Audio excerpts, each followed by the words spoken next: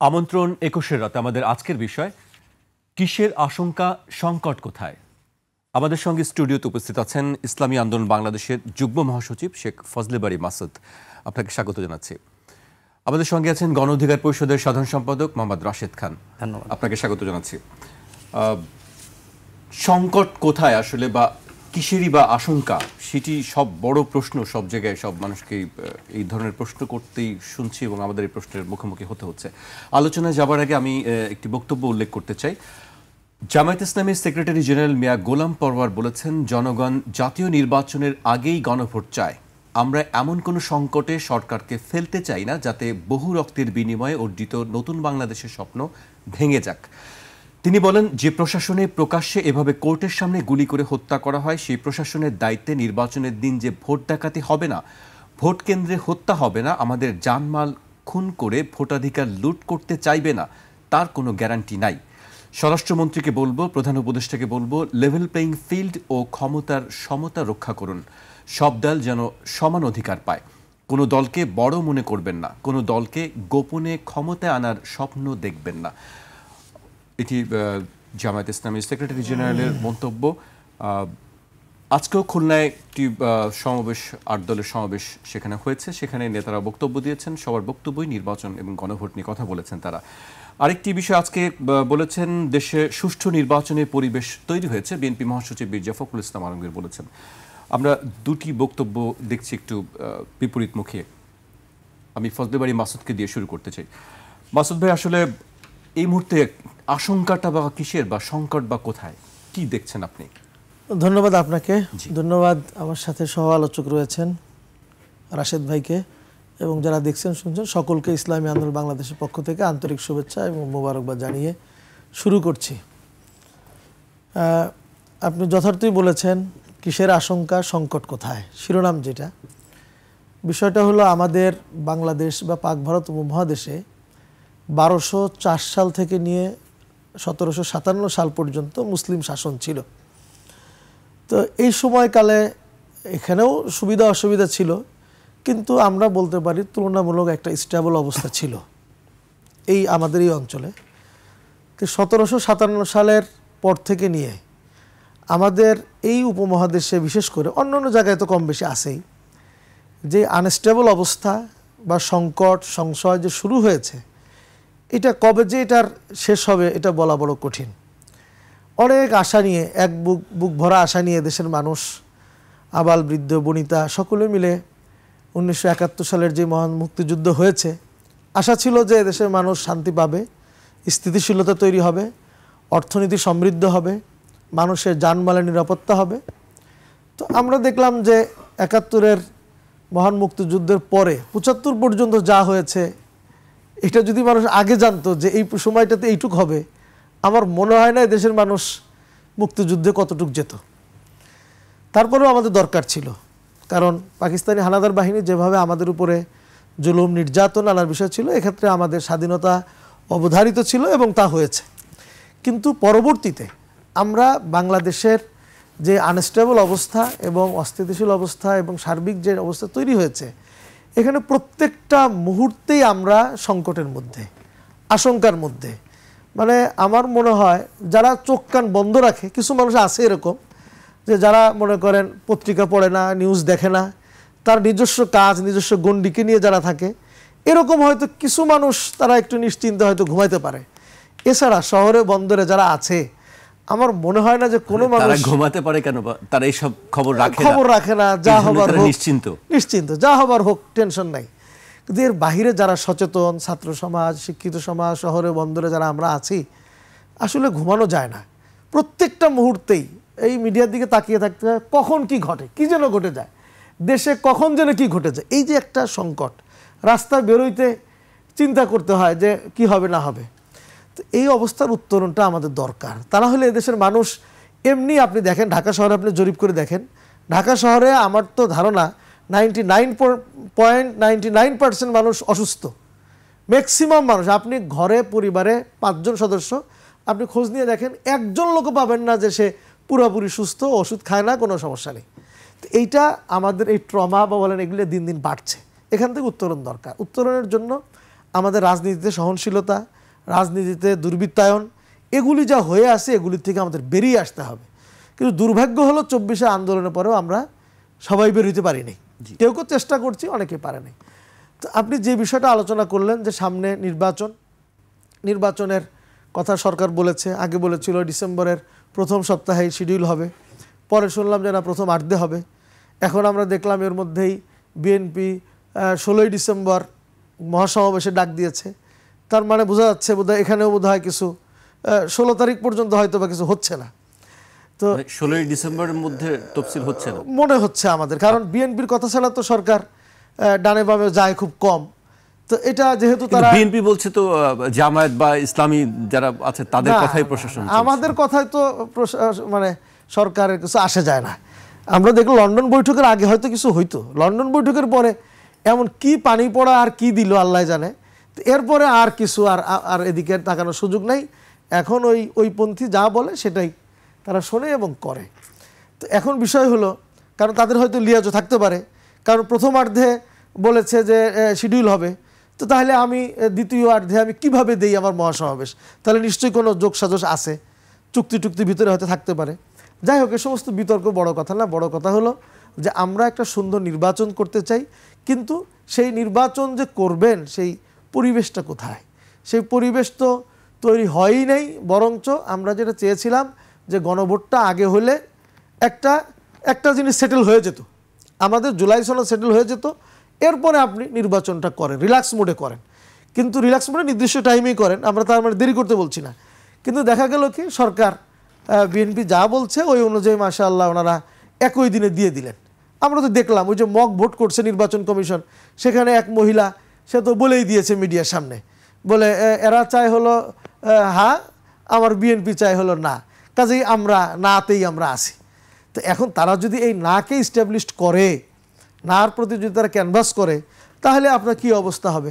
নির্বাচন কমিশনার নিজেই বলছে একই দিনে গণভোট করাটা চ্যালেঞ্জিং হবে। তো এখন আপনি চ্যালেঞ্জিং হবে বলতেছেন, আবার চ্যালেঞ্জ নিলেন কেন? আপনি যদি চ্যালেঞ্জে ফেল করেন তখন আমাদের জুলাইয়ের এই আন্দোলনে এই সনদগুলো কোথায় যাবে? তো এখন দেখছি আমরা যে সরকার মানে আমাদের কথাগুলো খুব বেশি হয়তো পছন্দ হচ্ছে না, এজন্য নিতে পারছে না। কিন্তু বিএনপির অনেকগুলি কথা শুনে তারা কিন্তু একটা বড়লা প্রেক্ষাপট তৈরি করে আমাদের আশঙ্কা হচ্ছে যে নির্বাচনটাকে ভণ্ডুল করা কিংবা বানচাল করার কোনো রাস্তায় এগুচ্ছে কিনা, এটা আমাদের কিন্তু আশঙ্কা অবশ্যই আছে। এটার থেকে আমরা মুক্ত হতে পারছি না। এবং দেখেন এইসব কথা, আইন শৃঙ্খলা বাহিনীর কথা যথার্থই বলেছেন উনি, কোর্টের সামনে গুলি করে মারছে, তারপরে এমন কোন কাজ যেটা আইন শৃঙ্খলা বিরোধী কাজ যেটা হচ্ছে না, এমন তো দেখি না আমরা। মাসুদ ভাই, আপনার কাছে আমি আবারও আসবো। এই পর্যায়ে আমি রাশেদ খানের কাছে আসতে চাই। রাশেদ বেশ কিছু কথা বলছিলেন, ফজলে বাড়ি মাসুদ, তিনি বলছিলেন যে পানি পড়ার বিষয়ে বলছিলেন, হজাবরণ অবস্থার কথা বলছিলেন, ডানে বামে সব দিকেই চলছেন বিএনপির কথায়। আপনি আসলে কি দেখছেন, মানে সংকট কোথায় বা আশঙ্কা বা কিসের? ধন্যবাদ সবাইকে, শুভেচ্ছা।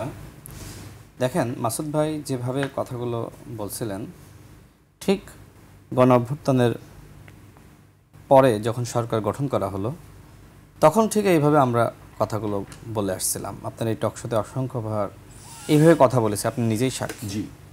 আবার মাসুদ ভাইরা সেই সময় সরকারের খুব প্রশংসা করে কথা বলতো। মানে এখন আমাদের অবস্থা ভিন্ন রকম হয়ে গেছে, যে আমরা সরকারের প্রশংসা করছি আর মাসুদ ভাইরা সরকারের সমালোচনা করছে। তো এখন আসলে সংকট আসলে এখানে, যে আমরা রাজনৈতিক দলগুলো এক এক সময় এক এক ধরনের চরিত্র আমরা ধারণ করছি। এখানে আসলে মূল বিষয় স্বার্থ। যখন আমার স্বার্থ সরকার রক্ষা করছে তখন সরকার ভালো, আর যখন আমার স্বার্থের বিরুদ্ধে সরকার যাচ্ছে, আমার দাবি দেওয়া, আমার কর্মসূচির বিপরীতে, তখন সরকার খারাপ। এটা বাস্তবতা। এখন মাসুদ ভাইদের যে বিষয়ে তারা আন্দোলন করছিল শুরুতে পিআর, এখন সেই পিআরের দাবিতে তারা আর কথা বলে না।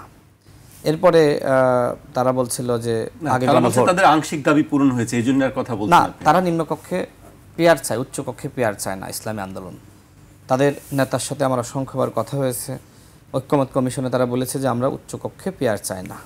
তারা বলছে যে উচ্চকক্ষে পিআর হলে আরও বেশি রাষ্ট্রের ব্যয় হবে, আরও 100 জনকে গাড়ি সুবিধা, বাড়ি সুবিধা এবং অন্যান্য সুবিধা দিতে হবে। তারা বলছে যে যদি নিম্নকক্ষে পেয়ার হয় তাহলে উচ্চকক্ষে হইলে তারা মেনে নেবে, আর নিম্নকক্ষে না হলে তারা উচ্চকক্ষে পেয়ার চায় না। তাদের ভাষা ঠিক এরকম ছিল। মাসুদ ভাই অবশ্যই বলবেন আমার পরে। তো যাই হোক, আমি যেটি বলছিলাম, দেখেন তারা এখন গণভোট নিয়ে খুব বেশি কথা বলছে না যে আগে গণভোট। তারা বলছে না, বলছে না আগে গণভোটের বিষয় এখন আর বলছে না, আগে এখনই বলছে, আমি বলছে না, আগে বেশি বলছিল। আগে বলছে সরকার সিদ্ধান্ত নেওয়ার প্রতি কিছুদিন পরে আমি যে বক্তব্যটি উল্লেখ করলাম সেটি নিয়ে মূলত আলোচনা, যে আগে গণভোট দিতে হবে জাতীয় নির্বাচন আগে, তা না হলে যে সংকট, সরকারকে আমরা সংকটে ফেলতে চাই না। গোলাম পরোয়ার বক্তব্য ছিল এটি। না, এটা তো তারা আগে যেভাবে জোরালো হয়ে বলছিল, এখনো আছে দাবি, আমাদের সমাবেশ চলছে। সরকারের সিদ্ধান্ত গৃহীত হওয়ার পরে এখন তারা বলছে, মানে না বললেই না, এইভাবে মানে আগে যেভাবে জোরালো যে যদি গণভোট আগে না হয় তাহলে বাংলাদেশের নির্বাচন হতে দেওয়া হবে না, যদি নিম্নকক্ষে পেয়ার না হয় তাহলে বাংলাদেশের নির্বাচন হতে দেওয়া হবে না, আমরা আঙ্গুল বাঁকা করতে জানি, বলে না এই ধরনের কথা। সেই অবস্থা নাই, আমি সেটা বলতেছি। তাহলে আমার কথা হলো যে ইসলামিক দলগুলো তারা ইসলাম প্রতিষ্ঠার রাজনীতি করে, এটা ভালো যে তারা ইসলামী আদর্শিক রাজনীতি প্রতিষ্ঠা করতে চায়, এই গণতান্ত্রিক অধিকার তাদের রয়েছে, এটাতে আমার আপত্তি নাই। কিন্তু বাস্তবতা বুঝে যদি এই আন্দোলনগুলো বা আন্দোলনের কর্মসূচি তারা নির্ধারণ করতে ভালো হতো। কারণ দেখেন, সরকারের হাতে সময় ছিল কয় মাস? 3 মাস। 3 মাসের মধ্যে কি সরকারের 2টা নির্বাচনের প্রস্তুতি ছিল না, এটা সবাই বোঝে। কিন্তু তারপরেও তারা এক ধরনের চাপ সৃষ্টি করার জন্য তারা আসলে বলল যে আগে গণভোট।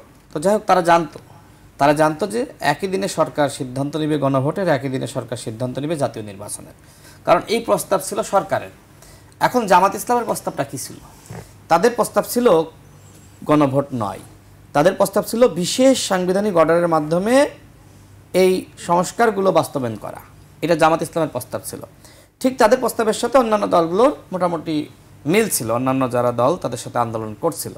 তার মানে এই যে গণভোটের প্রস্তাব, এটা জামাত ইসলামের না, এটা ছিল সরকারের প্রস্তাব।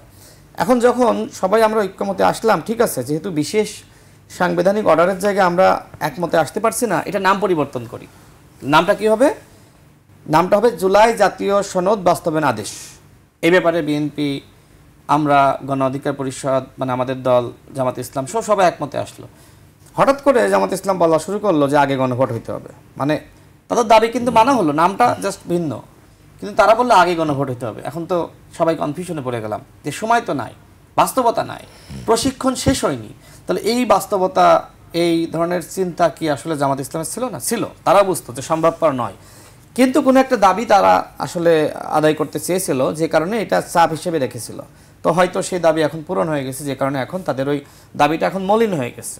এখন একদিনে তো আপনি সরতে পারবেন না। মনে করেন 1 সপ্তাহ আপনি বক্তব্য দিলেন, 1 সপ্তাহের মধ্যে আপনি 5 দিন গণভোটের বিষয়ে আলাপ করলেন না, আর 2 দিন গণভোটের বিষয়ে বললেন। মানে বলতে হয় তাই বলতে হবে, মানে বলতেছেন এরকম বিষয়টি।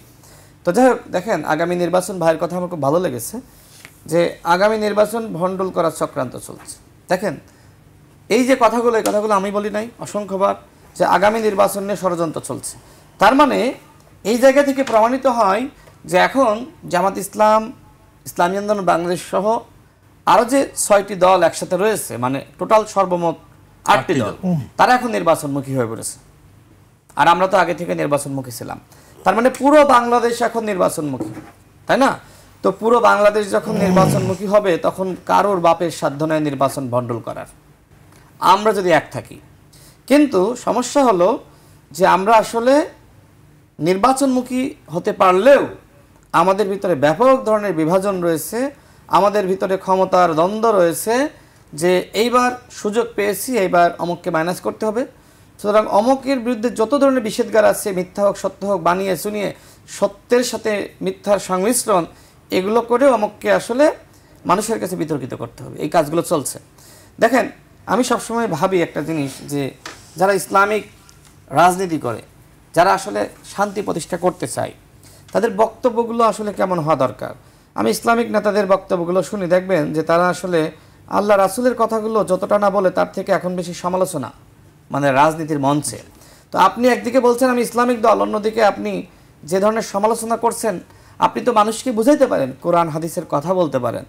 আপনি কেউ যদি বিভ্রান্ত হয়, কেউ যদি ভুল করে, আপনার দায়িত্ব তাকে বোঝানো যে এই ভুলগুলো শুধরানো দরকার। কিন্তু আপনি বলছেন যে ও ভুল করছে, ওকে বাদ দিয়ে দিতে হবে, ও খারাপ, ওকে বাদ দিয়ে দিতে হবে, ওকে রাখা যাবে না, ওকে বাতিলের খাতায় আপনি নাম লিখিয়ে দিচ্ছেন। এটা তো ইসলাম না। ইসলাম তো বলে যে পথভ্রষ্টকে পথ দেখাও। ভাই আমি ঠিক বললাম কিনা? তার মানে কেউ যদি পথভ্রষ্ট হয়ে থাকে, আপনি তাকে সুন্দরভাবে বোঝান। আপনি বলেন যে অমুক দল এই ভুলগুলো করছে, এই ভুলগুলো আসলে ঠিক না, তাদের এই কাজগুলো করা উচিত, তাই না? আপনি সুন্দরভাবে বুঝাইতে পারেন, যেভাবে আসলে এক প্রকার বলা যায় যে হুমকি ধামকিমূলক বক্তব্য, এটা আসলে ইসলামিক ভাষা আসলে এরকম না। আমি কেন এই কথাগুলো বলছি? আমি চাই বাংলাদেশে যারা ইসলামিক দলগুলো রয়েছে তারা শান্তির ভাষায় কথা বলুক, তারা ধৈর্যশীল ভাষায় কথা বলুক, তারা সহনশীল ভাষায় কথা বলুক, তারা সবাইকে একটা জায়গায় আনার ভাষায় কথা বলুক, তারা একতার কথা বলুক। কিন্তু এই কথাগুলো কি আছে? এখন গণ অভ্যুত্থানের পর ইসলামিক দলগুলোর বড় একটি দায়িত্ব তাদের কাছে ছিল যে পুরো জাতিকে ঐক্যবদ্ধ করা, দেশে সহনশীলতা শান্তি প্রতিষ্ঠা করা। সেই উদ্যোগ কি আসলে আছে? এখন ইসলামিক দলগুলো ক্ষমতায় যেতে চায়, সুতরাং ক্ষমতায় যাওয়ার জন্য বাকিগুলোকে বাদ দেন, বাকিগুলোকে বলেন যে এরা বাতিলের খাতায়, এরা দেশ চালানোর যোগ্য না, মানে যত কথাগুলো আসছে। তো আমি ইসলামিক দলগুলোর বিরোধিতা করছি না, আমি এই গঠনমূলক পরামর্শগুলো তাদের দিচ্ছি যে এই পরিবর্তনগুলো দরকার। দেখেন, ইসলামিক দলগুলোর মধ্যে যদি তারা আসলেই ক্ষমতায় যেতে চায়, সেক্ষেত্রে তাদের জ্ঞান বিজ্ঞানে তাদেরকে অগ্রসর হতে হবে। ডাক্তার, ইঞ্জিনিয়ার বলেন, বিভিন্ন সেক্টরে যাতে করে তারা মন্ত্রী হলে দেশ চালাতে পারে, সেই জায়গাগুলোতে আপনার পারদর্শিতা দরকার। সেই জায়গাগুলো যতদিন না পর্যন্ত আপনি পূরণ করবেন, ততদিন পর্যন্ত রাষ্ট্রযন্ত্র আপনাকে মনে করবে না যে আপনি ক্ষমতায় গিয়ে রাষ্ট্র চালাতে পারবেন। আমি একটি কথা বলি, দেখেন, একটি দলের আমিরের বিষয়ে কথা হচ্ছিল খুব রাষ্ট্রের একজন গুরুত্বপূর্ণ ব্যক্তির সাথে। সে বলছিল যে আসলে মানে তারা বড় দল, কিন্তু তাদের দলের কতজন নেতৃবৃন্দ আছে যারা আসলে তাদের হাতে রাষ্ট্র গেলে তারা রাষ্ট্র পরিচালনা করতে পারবে। তার মানে রাষ্ট্রযন্ত্র তাদেরকে গুরুত্ব দেয়, কিন্তু গুরুত্ব দিলেও মনে করে না যে তারা আসলে ক্ষমতায় গেলে রাষ্ট্র পরিচালনা করতে পারবে। তার মানে কি? তার মানে এই ল্যাকিংসগুলো ইসলামিক দলগুলোকে দূর করতে হবে। দূর করার জন্য জ্ঞান বিজ্ঞানে তাদেরকে পারদর্শী হতে হবে, রাজনৈতিক অর্জন, অভিজ্ঞতা, পড়াশোনা, বিশ্ববিদ্যালয়ে যারা আছে তাদেরকে কিভাবে দলে আরও বেশি যুক্ত করা যায় সেই জায়গাগুলোতে কাজ করতে হবে। এখন এই জায়গাগুলোতে যদি আপনি কাজ না করে সারাক্ষণ বলেন নব্য ফ্যাসিস্ট, হ্যাঁ নব্য স্বৈরাচার, ওরা 16 বছরে যা করে না 1 বছরে তাই বাংলাদেশে হয়েছে, তার মানে আপনি একদিকে সংস্কারের কথা বলছেন, আপনার সংস্কার কোথায়? 6000 বাইক নিয়ে বাইক শোডাউন দেওয়া, হেলমেট ছাড়া, এটা কি সংস্কার? বলেন আমাকে, এটা কি কোন সংস্কারের মধ্যে এটা পড়ে? পাবনাতে দেখলাম সমস্ত আপনার যারা আসলে ফ্যাক্ট চেকিং করে তারা কি বলছে যে ওই যে পিস্তল জামাতের একজন কর্মী প্রমাণ সহ দেখিয়ে দিয়েছে। তার মানে জামাত একদিকে বলছে যে বিএনপি এবং অন্য দলের যারা রয়েছে তারা নাকি অস্ত্র ব্যবহার করতেছে, কিন্তু মিডিয়া বলতেছে যে জামাতের কর্মীর হাতে গুলি, পিস্তল। তাহলে এগুলো কি বলবেন? আপনি মুখে এক কথা বলতেছেন, আপনি অন্তরে আর একটা লালন করতেছেন। এটা আসলে ইসলামিক রাজনীতি না। সুতরাং আমি সর্বশেষ বলতে চাই, দেখেন, আমরা এই দেশের সবাই নাগরিক, আমরা ভিন্ন ভিন্ন দল করতে পারি, কিন্তু আমরা তো সবাই মিলে একসাথে গণ অভ্যুত্থান ঘটিয়েছি। বিএনপির মহাসচিব আমি দেখেছি যে ইসলামী আন্দোলনের সাথে কয়েকটা বিষয়ে তারা চুক্তিবদ্ধ হয়েছিল না? হয়েছিল তো। জামাতের সাথে বিএনপি একসাথে নির্বাচন করেছে, জামাত তো ধানের শীষে নির্বাচন করেছে 18 সালে, সত্য কি না? এবং জামাতের সাথে বিএনপির বন্ধুত্ব ছিল। আজকে আমরা কেন এই ধরনের সাংঘর্ষিক অবস্থা দেখছি?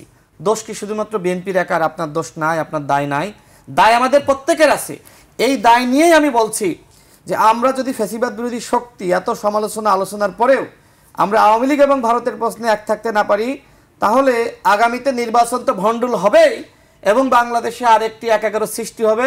গণ অভ্যুত্থানের শক্তি আমরা যারা ছিলাম, আমরা তো অনেকে আসলে ঘুমাইতে পারি নাই, পালিয়ে থাকছি, লুকিয়ে থাকছি, ধান খেতে, পাট খেতে, বিভিন্ন জায়গায় পুকুরের মধ্যে, পটের মধ্যে পর্যন্ত ঘুমিয়ে থেকেছে না? পুলিশ ধরতে গেছে, পুকুরে নেমে গেছে, নদীতে নেমে গেছে, পটের ভিতরে ভেবে মুখ লুকিয়ে থেকেছে না? তো ঠিক এই পরিণতি হবে, গুম খুন আবার চলে আসবে।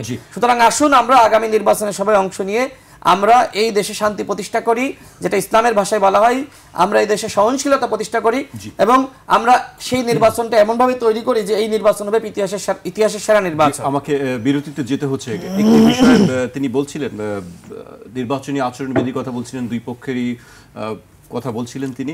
আরেকটি বিষয় আমরা দেখছি যে জাতীয় পার্টি নির্বাচনের প্রস্তুতি নিচ্ছে, যেটি আপনাদের সব দলেরই মোটামুটি একটি দাবি ছিল যে তাদেরকে নির্বাচনের বাইরে রাখার জন্য। আমি সেই প্রশ্নের উত্তর জানবো, আপনার তার আগে আমাকে একটি বিরতিতে যেতে হচ্ছে। দর্শক, একটি বিরতি নিচ্ছি, ফিরছি এখনই।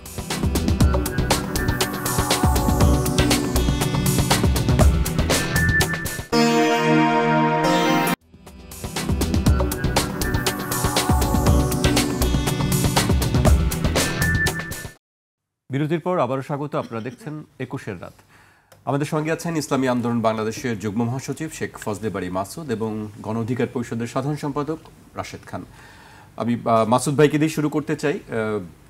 আচরণবিধির ব্যাপারে বলছিলেন যে দুই দলই আসলে লঙ্ঘন করছে। আরেকটি বিষয় জাতীয় পার্টির ব্যাপারে আমি একটু উল্লেখ করতে চাই। আগামী জাতীয় সংসদ নির্বাচনে এককভাবে অংশ নেওয়ার সিদ্ধান্ত নিয়েছে জাতীয় পার্টির চেয়ারম্যান জি এম কাদেরের নেতৃত্বাধীন অংশ। সেই সঙ্গে ৩০০ আসনের প্রার্থী দেওয়ার প্রস্তুতি নিচ্ছে। রংপুর বিভাগের ৩৩টি আসনে প্রার্থী চূড়ান্ত করার জন্য শীর্ষ নেতাদের নির্দেশনা দিয়েছেন কেন্দ্রীয় নেতারা। এর জন্য রংপুরের শীর্ষ নেতাদের ঢাকায় ডেকে নেওয়া হয়েছে। তাদের নির্বাচনের জন্য সব প্রস্তুতি নেওয়ার কথা বলা হয়েছে। পাশাপাশি নতুন প্রার্থী দেওয়া সহ বেশ কিছু চমক আছে বলছেন নেতারা। মাসুদ ভাই। ধন্যবাদ। আমার রাশেদ ভাই তো চমৎকার কথা বলেন এবং গণ অধিকার পরিষদে বিশেষ করে নুরুল হক নূর যেভাবে সত্যটা উচ্চারণ করেন, এবং রাশেদ ভাইও সেখান থেকে হয়তো শতভাগ ওনার মতো পারেন কিনা, হয়তো সেক্রেটারি হিসাবে একটু তো কম পারতেই পারেন, এটা স্বাভাবিক কথা, বা ওনার চেয়ে একটু জুনিয়র হিসাবে। তো উনি চমৎকার বলেন এবং সত্যটা বলেন, এজন্য ওনাকেও ধন্যবাদ। আমরা গণ অধিকার পরিষদকে এজন্য আমরা ধন্যবাদ জানাই এবং আমাদের সাথে সম্পর্কও কিন্তু খুব ক্লোজ। কিন্তু কিছু জিনিস হয়েছে কি, ধরেন রাশেদ ভাইয়ের কিছু হয়তো না জানা থাকার কারণে আমাদের সম্পর্কে, কারণ এক দল তো আপনাদের সম্পর্কে বলি নাই, সামগ্রিক বলছি, যাই হোক জোটের আমি আপনাদের সম্পর্কে বলি নাই। যাই হোক, যাকে মিন করেছেন আমি নিজের দিকে টেনে নিচ্ছি না। হ্যাঁ, ৮ দলের প্রসঙ্গে হয়তো বলেছেন, তো ওনাদের সম্পর্কে আমরা ভালোই জানি। হয়তো কিছু বিষয় হয়তো না জানা থাকার কারণে হয়তো কিছু কথা বলেছেন। আমি খুব সংক্ষেপে পয়েন্টগুলি একটু করে টাচ করে আমি চলে যাচ্ছি। ১ নম্বর বিষয় হলো যে সরকারের সমালোচনা আমরা আগেও করেছি, এখনও করি। আগেও ভালোগুলোকে ভালো বলতাম, এখনও ভালোগুলোকে ভালো বলি। এখন যেহেতু সময় কম, এর জন্য আমি হয়তো ২-১টা তার খারাপগুলিই বলেছি। বর্তমান সময়ে সরকারের কিছু কিছু পজিটিভ দিকগুলোকেও আমি চাইলে এখনই বলতে পারবো, ৫-১০টা বলতে পারবো। ওই সময়ে আমরা প্রথম দিকে ভালো বলেছি, সাথে সাথে সমালোচনাগুলোও করেছি। হয়তো একটা সাইড কোনো সময় বেশি হাইলাইটস হয়েছে, আর একটা হয়নি, একটা বিষয়। ২ নম্বর হলো পিআরের দাবিটা কিন্তু আমরা উভয় কক্ষেই করেছি, কিন্তু আমরা কথা বলেছি, আমাদের অধ্যাপক আশরাফ আলী আকন সাহেব উনি যাদের কথা বললেন, যে বিষয়টা বললেন, আমরা অনেক সময় বলেছি যে আমরা নিম্ন কক্ষটা হলো বেসিক, এটা যদি না হয়, আর বিএনপি যেভাবে উচ্চ কক্ষ চেয়েছিল ওই উচ্চ কক্ষর কোনো দরকার নেই, নিচের এটা রিপ্লিকা আর কি, তো ওইটার কোনো প্রয়োজন নেই। তো আমরা এখনও মনে করি যে নিম্ন কক্ষটাই হলো আসলে বেসিক। উচ্চ কক্ষটা উনি যথার্থই বলেছেন, আমাদের অধ্যাপক আশরাফ আলী আকন সাহেব বলেছিলেন যে নিম্ন কক্ষ যদি না হয়, উচ্চ কক্ষে আমাদের ছোট দেশ অযথা 100 আসন বাড়িয়ে আমাদের ব্যয় বাড়ানোর খুব বেশি প্রয়োজন আছে বলে মনে হয় না। এটা হলো ২য় নম্বর বিষয়। গণভোটের দাবি কিন্তু আমাদের এখনও আছে, যে আমরা আগে দাবি চাই, গণভোটটা চাই। তো যে কারণে আপনারা দেখেছেন যে আমাদের এখন কিন্তু এই ৩০ তারিখ থেকে শুরু করে ৭ তারিখ পর্যন্ত আমাদের 8টা বিভাগে কিন্তু আমাদের সমাবেশ অলরেডি চলছে। গতকাল হয়েছে রাজশাহীতে, আজকে খুলনায় হচ্ছে, এরপরে রংপুরে হবে আগামীকাল। তো এইভাবে বাই রোটেশন আমাদের কিন্তু 7টা বিভাগে চলছে, এবং এই সমাবেশগুলোতে প্রত্যেকটাতেই কিন্তু আগের সেই 5টা দাবি আমাদের আছে। পিআরের দাবিও আছে, তারপরে আপনার গণভোটের দাবিও আছে। তারপরে নির্বাচন কমিশন, আরেকটা বিষয় আমার ভাই বললেন যে নির্বাচন আমরা গণভোটটা যে আগে চেয়েছি, এটা আসলে কি প্রস্তুতি ছিল কিনা। নির্বাচন কমিশন কিন্তু প্রথম দিন দায়িত্বে এসেই বলছে যে, বা কিছুদিনের মধ্যেই বলেছে আমরা নির্বাচনের জন্য প্রস্তুত। এবং আমাদের দৃঢ় বিশ্বাস, যদি সরকার চাইতো এবং নির্বাচন কমিশন যদি চাইতো, তাহলে কিন্তু উভয় নির্বাচন করা সম্ভব ছিল, এটা অসম্ভব কিছু ছিল না। কিন্তু আমরা দেখছি যে অহেতুক কিছু সময় তারা নষ্ট করেছে। এই নষ্টটা না করলে তারা কিন্তু এটা করতে পারতো, এই জন্য আমরা বলেছি। আরেকটা বিষয় হলো যে আসলে আমরা চেষ্টা করি, যারা ইসলামী রাজনীতি করি, ভাই যথার্থই বলেছেন যে আমরা সত্যটা বলি, বিভ্রান্তিমূলক বক্তব্য দেওয়া এটা কারোর জন্যই যেমন সমীচীন নয়, আবার আমরা যেহেতু টুপি মাথায় দিছি, আমাদের পক্ষে এটা আরো অসমীচীন। দায়িত্ব বেশি, হ্যাঁ, আমাদের দায়িত্ব আরো বেশি সত্যটা বলার, এবং আমরা তো সত্য প্রতিষ্ঠাই করতে চাই। কিন্তু কাজে আমরা মিথ্যা বলা, বিভ্রান্তিমূলক বক্তব্য দেওয়া এটা কোনোভাবেই এটা শরীয়ত বলেন কোনোভাবেই এটা গ্রহণযোগ্য না, এবং আমরা বলিও না। হ্যাঁ, কোনোটা হয়তো মিস্টেক কারো করতে পারে কিংবা অধস্তন কোনো দায়িত্ব করতে পারে, আমাদের সিনিয়রদের পক্ষ থেকে আমরা আশা করি যে এটা হয় না। এটা হয়তো কোনো সময় মিস ইনফরমেশন থাকতে পারে, হয়তো রাশিদ ভাইয়ের এরকম কোনো মিস ইনফরমেশন আছে কিনা। ভাই আর একটা কথা বলছেন যে আসলে আমরা এই অন্যান্য দলের দোষারোপ করার যে প্রসঙ্গটা, আমরা কিন্তু এই নির্বাচন মানে গণ অভ্যুত্থানের পরে আমরা কিন্তু চেয়েছিলাম সকলকে নিয়ে, যে বিএনপির সাথে আমাদের আগেও যেরকম বৈঠক হয়েছে, নির্বাচনের পরেও বৈঠক হয়েছে, তো সেখানেও কিন্তু আমরা ওই যে ভাই বললেন যে আমাদের সাথে চুক্তি হয়েছে, আমরা কিন্তু চেয়েছিলাম যে সকলে মিলে সুন্দর একটা রাষ্ট্র গড়ব। কিন্তু দুর্ভাগ্য হলো বিএনপি সেই জায়গাটাতে থাকে নাই। বিএনপি কিন্তু আমাদের সমালোচনা থেকে শুরু করে করুক, আমাদের সমালোচনা গঠনমূলক যে কেউ করতে পারে, আমরা ওয়েলকাম জানাই, কিন্তু তারা নিজেদের দলটাকে গুছাইতে পারে নাই। এবং সন্ত্রাসী কার্যক্রম, চাঁদাবাজি ইত্যাদিতে এগুলো যেভাবে ছড়িয়ে পড়েছে, টাইম স্টিল নাও, এখনো পর্যন্ত কোনো একটা অঞ্চল কিন্তু বাকি নেই, কোনো একটা অফিস, কোনো একটা জায়গা তাদের এই আক্রমণ থেকে কিন্তু জাতীয় পার্টির বিষয়ে আপনাদের তো সেজন্যই কিন্তু আসলে ওই যে একটা কথা আছে, চোরে শোনে না ধর্মের কাহিনী, আমরা যতই বুঝাই তারা এই জায়গা থেকে আসতে পারে নাই। এবং এখানে তাদের বড় একটা গ্যাপ হয়েছে।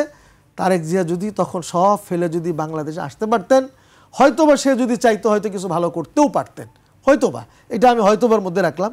কিন্তু তিনিও না এসে অনলাইনে তো আর দল চালানো যায় না, যেটা করেছেন, ফলে তাদের দলটার মধ্যে রিফর্ম যা হওয়ার কিছুই হয় নাই, সেই জায়গাটাতেই আসি।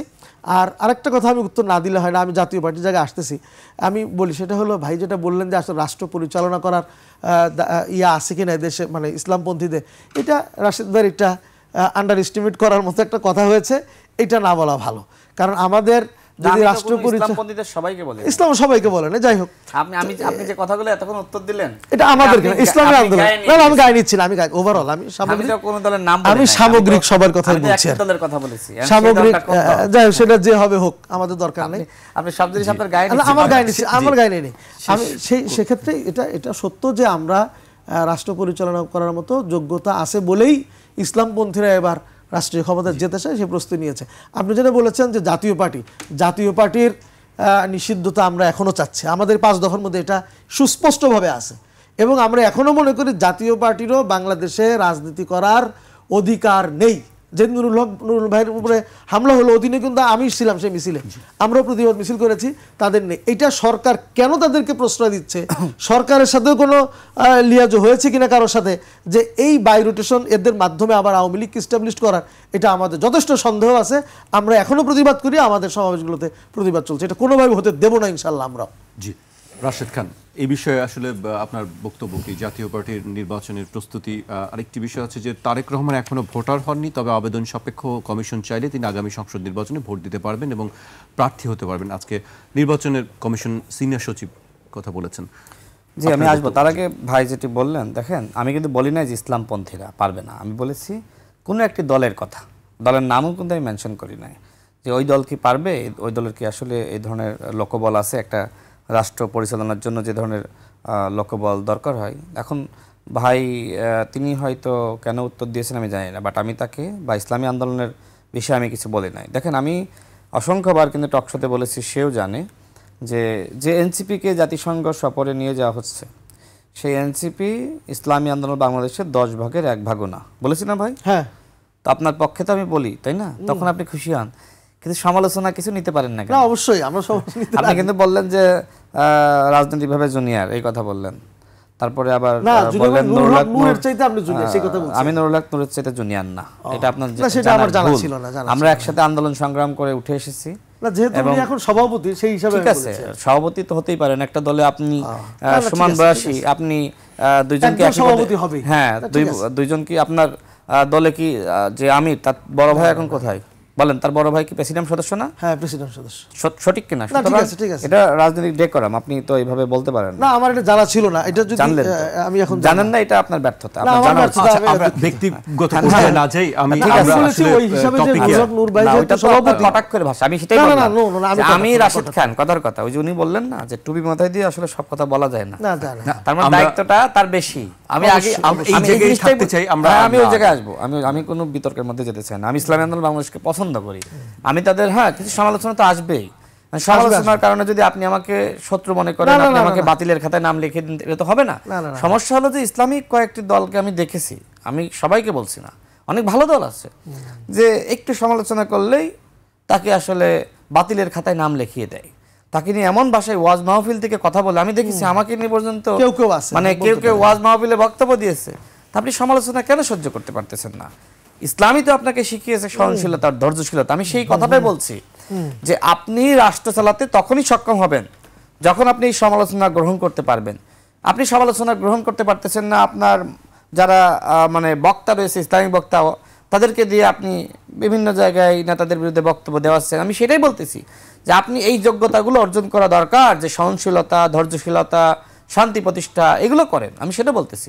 আমি কি বলেছি ইসলামিক দলগুলো আমি গঠনমূলক কিছু পরামর্শ দিয়েছি, আমি কিন্তু সমালোচনা করি না যে এইগুলো দরকার। আমি একটু আসি প্লিজ, নাহলে বিভ্রান্তি ছড়াবে। ভাই এই বক্তব্যটা আবার বুঝতে পেরেছি, হ্যাঁ মিডিয়াতে কাট হবে না, অনেকে ভাইরাল করবে যে রাশেদ খান তো এই কথা বললো। রাশেদ মানে আমি বক্তব্য দিলাম 30 মিনিট, এখন 30 সেকেন্ড কাট করে আমাকে বানাই দিলে যত ইসলাম বিদ্বেষী। এটা তো হচ্ছে এখন বর্তমানে। তো আমরা আসলে ইসলাম বিদ্বেষী না। এই যে যখন দেখেন, আমি একটা কথা বলি, এই যে বাউল আবুল সরকার সে যখন আমার আল্লাহকে নিয়ে এ ধরনের কটূক্তি করলো, তখন রাশেদ খান কিন্তু সবার আগে কথা বলেছে। দেখেন না আপনি, সমস্ত মিডিয়াতে এসেছে, আসছে না? তো কোন ইসলামিক দলের পক্ষ থেকে বিবৃতি দেওয়া হয়েছে? কোন ইসলামিক দলের নেতা কথা বলেছে? ইসলামী আন্দোলন দিয়েছে, দুই একজন হাতে গোনা বলতে পারে, বলে নাই কেন? আমি বলতে পারি জামাত ইসলাম কেন বিবৃতি দিল না? জামাত ইসলাম তো তাদের মানে দলগুলোর মধ্যে সব থেকে বড় দল বলা যায়। যে এখন জামাত ইসলাম 8 দলের নেতৃত্ব দিচ্ছে, এই 8 দলের পক্ষ থেকে যৌথ বিবৃতি কেন আসলো না? আপনি ইসলামিক রাজনীতি করতে চান, কিন্তু আমাদের আল্লাহকে নিয়ে কটূক্তি করলো এই ফাউল বাউল, তাকে নিয়ে আপনি বিবৃতি দিলেন না। এইখানে কৌশল কোথায়? ইসলামকে এই কৌশল আপনাকে অ্যালাউ করেছে? মানে আমি বুঝলাম না যে আল্লাহকে আপনি এত ভালোবাসেন, আল্লাহর দ্বীন আপনি কায়েম করতে চান, সেই আল্লাহকে নিয়ে এত বড় বাজে মন্তব্য করেছে, আপনি একটি বিবৃতি দিলেন না। কোন কৌশলের কারণে, কোন ভয়ের কারণে? আমি সেটাই বলতেছি যে আপনি ইসলামিক খেলাফত প্রতিষ্ঠা করতে চান। একদিকে জামাতের আমির ব্যানার ফেস্টুন লাগায় যে তারা কোরআন এবং সুন্নাহর আলোকে রাষ্ট্র চালাইতে চায়, তারা ইসলামী শরিয়া কায়েম করতে চায়। অন্যদিকে জামাতের আরেকজন নেতা তাহের ভাই, তিনি আবার বিবিসির সাক্ষাৎকারে বলেন যে আমরা কোথায় বলেছি আমরা শরিয়া আইন কায়েম করতে চাই? আমি কি মিথ্যা বলছি? এটা বিবিসি বাংলা চেক করেন ভাই, দেখেন নাই? তো আমি এটাই বলতেছি। তাহলে আসলে এটা আসলে কোন ধরনের ইসলাম প্রতিষ্ঠা? ইসলাম প্রতিষ্ঠা আপনি করতে চান, আপনি প্রকাশ্যে বলেন, আপনার এই অধিকার আছে যে আপনি ইসলাম প্রতিষ্ঠা করতে চান। আমি তো বলছি না নাই, কিন্তু আপনি ইসলামের মুখোশ সামনে রেখে আপনি পিছন পিছন অন্য কিছু মানে বাস্তবায়ন কেন করতে চাচ্ছেন? এই যে ইসলামী ছাত্র শিবির ক্যাম্পাসে ছাত্র শিবিরের পরিচয়ে যদি তারা নির্বাচন করতে চায়, কোনো আপত্তি নাই। আপনি আবার নির্বাচনের পরে বলছেন যে এইটা ইসলামী ছাত্র শিবিরের প্যানেল। ক্যাম্পাসগুলোতে ইসলামী ছাত্র শিবিরের জয় হয়েছে, কোন ক্যাম্পাসে ইসলামী ছাত্র শিবিরের নামে প্যানেল দেওয়া হয়েছে? আচ্ছা, প্যানেল যদি আপনি দিয়ে থাকে তাহলে আমাকে বলেন যে একজন নন হিজাবি ছাত্রীকে মাঝখানে বসানো আর ভিপিজিএস ক্যান্ডিডেটকে ইসলামী ছাত্র শিবিরের নেতাকে দুই পাশে বসানো, বা ইসলামকে অ্যালাউ করে এটা? আপনি বলেন না, একটু মিডিয়াতে একটু মানুষ জানুক ইসলাম এটা অ্যালাউ করে। আমি সেটাই বলতেছি, ইসলাম এই ধরনের মানে মুখোশ পছন্দ করে না। মানে এই সমালোচনা আমি করলে আমাকে বলা হবে যে ইসলামপন্থীরা মানে ক্ষমতায় যাওয়ার যোগ্যতা অর্জন করতে পারে না। রাশেদ খান এই কথা বলেছে, আমি কি এই কথা বলছি? আমি বলছি আপনি প্রকৃত ইসলামের ক্ষমতা অর্জন করেন, আমার কোনো আপত্তি নাই। আপনি যেটা আপনি মধ্যমন্ত্রী রাজনীতি করলে মধ্যমন্ত্রী রাজনীতি করেন, ইসলামিক রাজনীতি করলে আপনি ইসলামিক রাজনীতি করেন। ইসলাম কখনোই এই ধরনের কৌশল অ্যালাউ করে না। শেষ পর্যায়ে চলে এসেছি। আপনি কিভাবে বলছেন যে সকল ইসলামিক দলের ভোট এক বক্সে যাবে? এর মধ্যে কোনটা ইসলামিক দল আর কোনটা ইসলামিক দল না? আমাকে বলেন, আপনার 8 দলের মধ্যে কি এক দল নাই যে আসলে মধ্যপন্থী দল? মানে আরো অনেক কথা সমালোচনা করা যায় এই প্রসঙ্গে। আমরা আপনাকে বলি, আপনি ইসলামিক দল হিসেবে বলেন নারী নেতৃত্ব কি? ভাই বলেন, আপনি বলেন, আপনি বলে দেন, আমি বলবো না, আপনি বলেন। আপনি বলেন, আপনার মুখ তো শেষ করেন। ইসলামিক ভাষায় কি বলে আমি জানতে চাই। তো আপনার দলের মধ্যে একটা দল আছে, সেই দলের প্রধান কি নারী নেতৃত্ব না? তাহলে আপনি কোথায় বলতেছেন যে ইসলামিক দলগুলোর ভোট এক বক্সে যাবে? ভাই আমি এই সমালোচনাগুলো কেন আনতেছি? কারণ এইগুলো আজকে আলোচনার মানে খুব গুরুত্বপূর্ণ বিষয়বস্তু। আমি আবারও বলছি, আমি একজন মুসলমান, আমি সেই ফাউল বাউলের বিরুদ্ধে কথা বলে আমি বলেছি যে আমি সবার আগে আমার ধর্ম, তারপরে আমার দল বা অন্য কিছু। আমি কোনোভাবে আমার আল্লাহকে নিয়ে কটূক্তি করবে আমি একজন মুসলমান হিসেবে মানতে পারি না। তো আমি সেটাই বলতেছি ভাই, 8টা দল একজোট হয়েছেন, যেটা সত্য সেটা বলেন, কি করতে চান সেটা বলেন, আমার কোনো আপত্তি নাই। কিন্তু আপনি ইসলামকে নিয়ে এমন ভাবে আপনি জনগণের সামনে উত্থাপন করেন না যে এই 8টি দল ইসলামী খেলাফত প্রতিষ্ঠা করতে চায় আর বাকিরা তারা আসলে ইসলামকে ধারণ করে না, তারা ইসলামকে কায়েম করতে চায় না। আমরাও ইসলামকে কায়েম করতে চাই, কারণ ইসলাম মানে কি? ইসলাম মানে শান্তি, ইসলাম মানে সাম্প্রদায়িক সম্প্রীতি, ইসলাম মানে সবাইকে ধারণ করা। আমি মুসলমান, আমার দায়িত্ব এই রাষ্ট্রে একজন রাজনৈতিক কর্মী হিসেবে এই দেশে হিন্দু, বৌদ্ধ, খ্রিস্টান তাদের মর্যাদা অধিকার প্রতিষ্ঠা করা। আমি মুসলমান হতে পারি, কিন্তু আমি আমার ধর্মকে দূরে রেখে, আমি আমার ইসলামকে দূরে রেখে আমি কখনোই রাজনীতি করব না। ধর্মের সাথে সাংঘর্ষিক কোনো বক্তব্য আমি দিই না। আমি ইসলামিক দল, ওই দলগুলোর কথা বলছি যারা একদিকে বলে আমি ইসলামিক দল, অন্যদিকে এমন কর্মযোগ্য কর্মকাণ্ড করে যেটা ইসলামে হারাম। ভাই নিজেই বলবে এই কথাগুলো, ভাইকে আমি শুনতে চাই তার কাছে। আমি মাসুদ ভাইয়ের কাছে প্রশ্নের উত্তরগুলো জানতে চাই। আমরা হারাম কিনা মাসুদ ভাই বলুক, সত্য এই টকশোতে সে সত্য বলুক।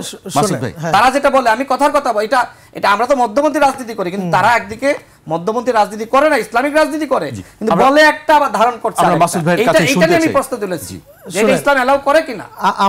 আমাদের দৃষ্টিভঙ্গি স্পষ্ট, আমাদের বক্তব্য স্পষ্ট। সামনে ইশতেহার আসতেছে, সেখানে আমরা কি রাষ্ট্র করতে চাই টোটালি পরিষ্কার হয়ে যাবে, এবং প্রত্যেকটা নির্বাচনে আমরা পরিষ্কার করে বলি। এখানে অস্পষ্টতার কিছু নেই। হয়তো এটা আজকে অস্পষ্ট, কালকে পরিষ্কার হবে, কারণ পরিষ্কার না করলে জনগণ ভোট দিবে কেন? কাজেই ইসলামী আন্দোলন বা আমাদের জোটেরও কোনো অস্পষ্টতা আছে এমনটা নয়। আমরা যে জোট না তো আমাদের যে সমঝোতা হয়েছে, এখানে কোনো প্রধান আমাদের এখানে নেই। আমাদের সব দলই সমঝোতার ভিত্তিতে আমরা নির্বাচন করব, ওয়ান বক্স পলিসি। তো সেখানে আমাদের কথা হলো যে আমাদের নারী নেতৃত্বের কথা যেটা বললেন, আমাদের এখানে তো কোনো নেতৃত্বই নেই, তার নারী নেতৃত্ব কি? তো এবং আমাদের এখানে কথা ছিল যে ইসলাম দেশ এবং মানবতা। ভাই আমি একটু অ্যাড করে ইসলাম দেশ এবং মানবতার বিরুদ্ধে বলছি না, কিন্তু আমি বলছি যে আপনি একদিকে বলছেন নারী নেতৃত্ব হারাম, আবার আপনার মধ্যে নারী নেতৃত্ব। আমাদের জোটের তো কোনো নেতৃত্বই নাই, জোট প্রত্যেকে ইন্ডিভিজুয়ালি যার। তো এখানে তো নেতৃত্ব সেখানে জোটই হয় নাই। এখানে তো নেতৃত্ব আর নেতৃত্বহীনতা বা নারী না পুরুষ এটা নিয়ে প্রশ্নই ওঠে না। তো কাজেই ওই দৃষ্টিতে করারও কোনো কারণ নাই। কাজেই আমাদের সব বক্তব্য পরিষ্কার। বলছেন না যে ইসলামিক দলগুলোর ভোট এক বক্সে যাবে, ইসলামিক দলগুলো, আপনার মধ্যে কি সবগুলো ইসলামিক দল? আমরা কি তিনটা কথা বলেছি, ইসলাম, দেশ এবং মানবতা। ইসলামের পক্ষে যারা আছে, দেশের পক্ষে যারা কাজ করতে চায়, মানবতার পক্ষে যারা কাজ করতে চায়, এবং আমরা একত্রিত হয়ে দুর্নীতিমুক্ত একটা কল্যাণ রাষ্ট্র যারা করতে চায়, তারাই আমরা একতাবদ্ধ হয়ে। আপনি ওই কথাই বলেন যে এর মধ্যে ইসলামিক দলও আছে, মধ্যপন্থী দলও আছে, এবং ইসলামিক দল না শুধু, আমাদের সবার ভোটগুলো এক বক্সে পড়তেছে। আমরা ইসলামকে আমরা ধারণ করি না। আমাদের আমির বলেছেন ইসলাম, দেশ এবং মানবতার পক্ষে যারা। আমি যদি বলে থাকি আমি আমিরকে ধন্যবাদ জানাই, কিন্তু যারা এগুলো বলতেছে অন্য দল, তাদের বিষয়ে বলছি। আমাদের আমির বলেছেন আপনি ইসলামকে কেন সামনে আনতেছেন? ইসলাম তো সবার, ইসলাম বিএনপির, ইসলাম গণ অধিকার পরিষদের, ইসলাম জামাত ইসলামের, ইসলাম বাংলাদেশের, ইসলাম আমাদের সবার। কিন্তু আপনি এই যে একদিকে ইসলামের কথা বলতেছেন, আবার ডাকসুতে আপনি যেটা করলেন, আবার এই ডাকসুর মার্কেটিং সারা দেশে করতেছেন যে ইসলামের বিজয় হয়েছে ক্যাম্পাসগুলোতে। তো ইসলামের বিজয় কি এইভাবে হয়? আপনি নারী নেতৃত্বকে মানে নন হিসাবই নারী নেতৃত্ব, তাকে আপনি মাঝখানে রাখতেছেন। তাহলে আপনারা 8 দল যে সমাবেশ করতেছেন, আপনাদের যত নারী নেতৃত্ব আছে রাখেন না প্রোগ্রামে। আমাদের সমাবেশে তাহলে ক্যাম্পাসের কথাটা বাদ দেন, ক্যাম্পাসের কথা আমরা বলছি না, চলতে থাকবে। যারা বলছে তাদের পক্ষই আবার আপনি ক্যাম্পাসের পক্ষে আমরা বলছি না, এবং যারা বলছে তাদের পক্ষে আপনি কাউন্টার কেন দিচ্ছেন? আমরা কিন্তু আগেও বলেছি। আমাকে শেষ করতে হচ্ছে মাসুদ ভাই। মাসুদ ভাই আপনি আমাকে বলেন আমি একটা কথাকে এখানে ভুল বলেছি। আমি শেষ কথা বলি যে আমরা বলে যান, নালে অনেকে বিভ্রান্ত হবে। সমঝোতার মধ্যে আমি যে প্রশ্নগুলো তুলেছি, প্রত্যেক দল আমাদের দায়িত্বটা আমরা নিচ্ছি, অন্য দল কি করছে সে দায়িত্ব আমাদের না। জি, আজকে এখানেই শেষ করতে। আমি একটু শেষ করে দিই মাসুদ ভাই, আপনি জাস্ট একটু ক্লিয়ারেন্স দিয়ে যান যে আমি যে প্রশ্নগুলো তুলেছি এখানে, এই প্রশ্নগুলো কি ইসলামিক ভাষায় যৌক্তিক নাকি অযৌক্তিক? আপনি জাস্ট এতটুকু বলে যান। ব্যাখ্যা আছে নিশ্চয়ই, ব্যাখ্যা দিয়ে বলতে হবে। তারপরে আপনার দৃষ্টিতে আমি শেষ করতে হচ্ছে। আপনাদের দুজনকে অনেক ধন্যবাদ আমাদেরকে সময় দেওয়ার জন্য। মাসুদ ভাইকে একটু যদি বলতে দেন ভালো হয়। 10 সেকেন্ডে শেষ পাচ্ছি না, নিশ্চয়ই অন্য কোনো দিন দেখাবে। দর্শক আজ এখানেই শেষ করছি, কাল আবার দেখাবে ঠিক রাত 12টায়।